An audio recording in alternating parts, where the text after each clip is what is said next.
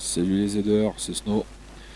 Je vais vous présenter un nouveau logiciel qui va permettre de gérer vos courses de voitures RC. Ce logiciel s'appelle TrackMyLap.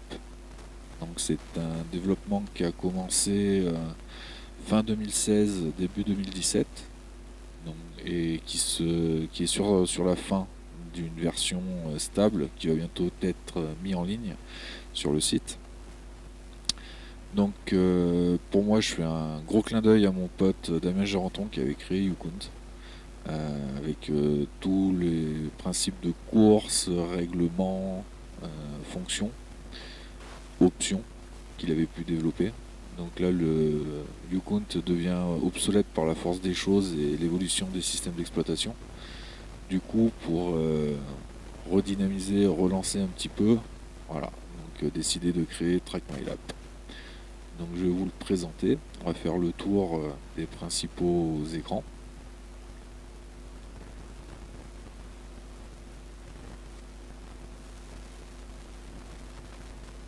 Voilà.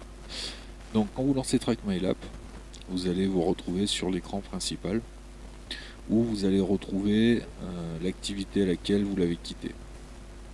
Ça c'est une chose qui est sympa, c'est s'il y a un plantage ou n'importe quoi, le logiciel sauvegarde automatiquement vos paramètres en quittant.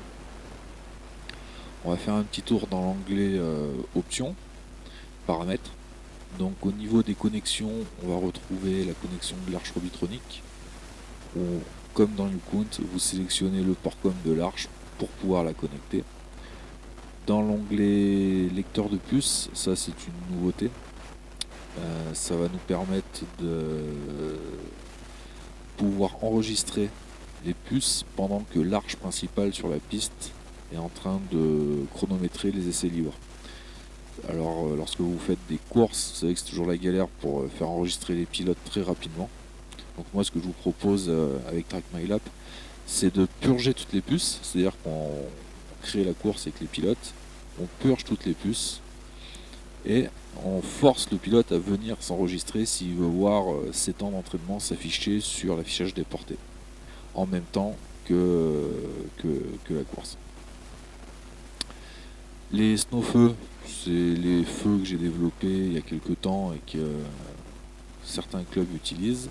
Et le Snow Sensor, c'est un nouveau module qui va permettre de surveiller en temps réel l'hydrométrie et la température de la piste pour pouvoir adapter son setup. Niveau paramètres, on retrouve tous les paramètres de YouCount avec la sélection du club organisateur,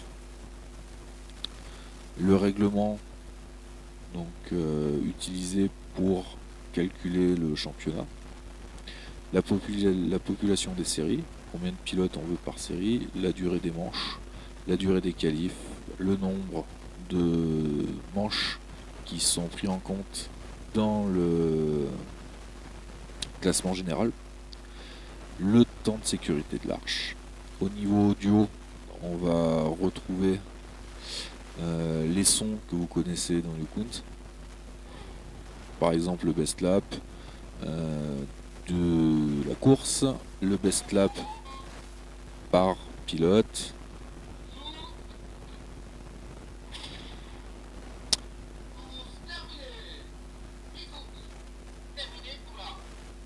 voilà, donc au niveau des sons ça donne ça. Au niveau de l'interface, le logiciel va être prévu d'être utilisé donc soit en français, anglais, italien, espagnol. Vous pouvez adapter toutes les couleurs de l'interface à l'aide de la palette où vous sélectionnez vos couleurs. La simulation clavier, ça vous permet de faire tourner le logiciel si vous n'êtes pas équipé d'une arche. Donc, par exemple, celui qui a envie de se familiariser avec le logiciel, créer des courses virtuelles, peut simuler le passage des voitures à l'aide des touches F1 à F12. Je vous montrerai comment le faire un peu plus tard. Voilà. Sur l'interface principale, on va retrouver 4 écrans déportés. Donc l'affichage des séries, l'affichage de la course en temps réel, le graphe des pilotes qui se construit pareil en temps réel et les micro-listes. Le bouton impression des résultats, le bouton impression des micro-listes, En mode entraînement, on peut activer ou désactiver le klaxon. Donc ça c'est pas mal quand vous faites vos essais libres pendant les courses. Au lieu d'avoir 50 pilotes sur le podium et puis que ça cartonne et que ça crie dans tous les sens, vous pouvez instaurer une règle. C'est-à-dire qu'à chaque coup de klaxon, on définit le temps, 2 minutes, 3 minutes, 5 minutes. Vous avez simplement 10 pilotes sur le podium et à chaque coup de klaxon, les 10 pilotes descendent et laissent monter 10 autres pilotes. Donc les essais libres comme ça sont beaucoup plus fluides et on évite la casse et les problèmes. Ensuite, audio position. Ça permet de ne plus annoncer le numéro du pilote, mais la position du pilote dans la course. Donc c'est une fonction qui m'a été demandée par un des top pilotes du trophée des Savoies. Donc Cham, celle-là elle est pour toi. Ensuite, on va retrouver le bouton aide que vous pouvez user et consulter à chaque fois que vous avez une question. Donc elle n'est pas encore complète, mais vous avez énormément de choses qui sont déjà expliquées dedans. Ici, c'est l'édition des pilotes de la course. Donc quand vous faites une course, une fois que vous avez créé votre course, vous avez vos pilotes et vous allez pouvoir éditer tous les pilotes de la course. Et là, c'est l'accès à la base de données du logiciel. Donc une fonction qui est sympa, c'est qu'on peut importer les données. Soit on les importe à partir d'une clé USB, soit on pourra les importer depuis un serveur. Cette fonction-là n'est pas encore codée. Et c'est pareil, on pourra exporter les données soit dans un fichier, soit sur un serveur. Alors cet import-export est compatible avec la base de YouCount.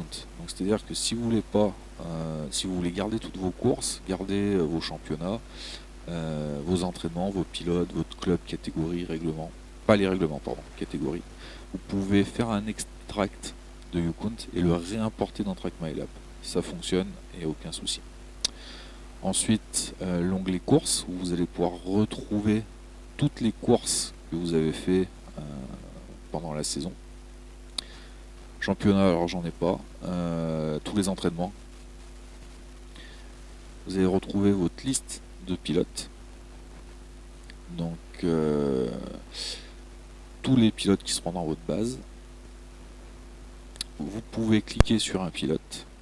Quand vous cliquez sur le pilote, vous avez son numéro de puce qui apparaît et son club. Donc là, vous pouvez faire un double clic. Par exemple, supprimer la puce. Pardon. Ah oui, alors ça par contre je l'avais enlevé. Donc supprimer la puce. Voilà, clac. Voilà, ça y est, ça fonctionne. Il faut sélectionner la puce et cliquer sur supprimer. Avant je pouvais l'éditer à la main, mais risque de problème. Donc si vous voulez lui rajouter une puce, soit vous faites un double clic dans le champ et puis vous lui ajoutez la puce numéro 123. Voilà. Et on voit qu'on lui a que le pilote a une puce d'affecté. Si le pilote a plusieurs puces d'affecté, vous pouvez en affecter une autre. On va mettre la 3-2-1 par exemple. Voilà. Et là on voit qu'il a 2 puces d'affecté. Ensuite au niveau du club, donc c'est ici dans cette fenêtre là, vous pouvez, donc là il fait partie du MZCS, vous pouvez le mettre au RACG. Voilà. Bien penser à enregistrer vos modifications. Je vais le replacer au MZCS. Voilà. Ensuite au niveau des clubs, c'est pareil. Donc là vous avez vos noms de clubs et les pilotes. Ici c'est la liste des pilotes qui sont dans le club. Les catégories et les règlements. Là c'est le script qui correspond au règlement. On reviendra dessus plus tard. Voilà pour un premier tour. Si, j'allais oublier, c'est ces onglets là. Passage, pilote, classement, statistique, graphique, tram, script. Donc, quand vous êtes sur l'onglet passage, ici dans cette fenêtre, vous allez voir à quand le pilote va passer sous l'arche, vous allez avoir son descriptif qui va s'afficher. Ici, vous allez pouvoir sélectionner un pilote et avoir tout son détail de tour, ses positions, ses temps de tour, son passage plus rapide, plus lent. Là, vous allez avoir le classement donc de la course qui était en cours. Comme j'ai une course qui était en cours, voilà, on retrouve son classement. Les statistiques, ça c'est en cours de codage. C'est une petite surprise qui va arriver. Là, vous allez pouvoir retrouver les graphiques. Donc, par exemple, si je prends une série qui a été courue, je prends Cyril Bessé, donc je retrouve son graphique. Je vais pouvoir revenir normalement, voilà, sur passage. Donc, j'aurais dû le dire tout à l'heure, mais c'est pas évident, hein, parler devant un micro tout seul devant l'ordinateur.